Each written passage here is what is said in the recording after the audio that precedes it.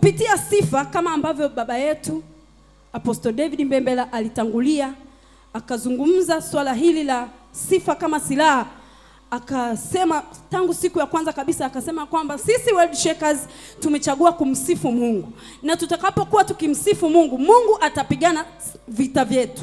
Na akasema kwamba sifa ni silaha ya mwisho. Yaani kama mabomu yote yameshindikana, tunapoinua sifa, manake tunamaanisha kwamba Mungu hatuna option nyingine. Tumeacha vyote, tumeacha kupambana wenyewe, tumeacha kupigana wenyewe, tumeweka silaha zetu chini, tumeamua kuchukua silaha ya sifa. Tunapokusifu wewe, inuka, pambana vita zetu. Haleluya. Ndicho tulichokuwa tunakimaanisha ndani ya siku hizi 21. Sifa kama silaha. Anasema hivi, katika siku hizi za mwisho Mungu amechagua sifa zinazotoka katika kanisa lake azitumie kushinda vita, kufanya mambo mengi na makubwa na maajabu katika ulimwengu.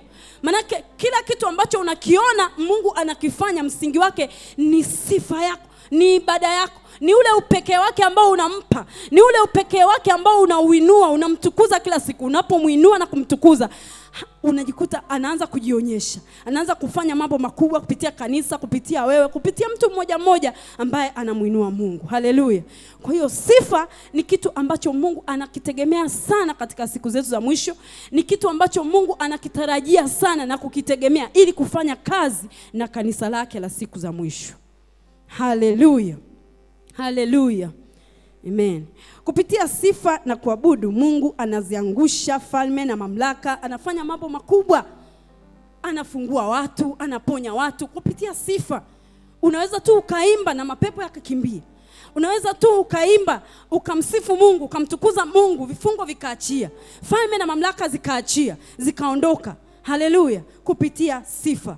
Nimekutangulia kuambia kwamba sifa ni kitu ambacho Mungu anakitegemea kufanya kazi zake. Anasema naketi mimi juu ya sifa za Israeli. Kama anaketi katikati ya sifa za Israeli, anaketi juu ya sifa za Israeli. Manake popote ambapo Mungu ameketi, utawala unaozungumza pale ni wa Mungu.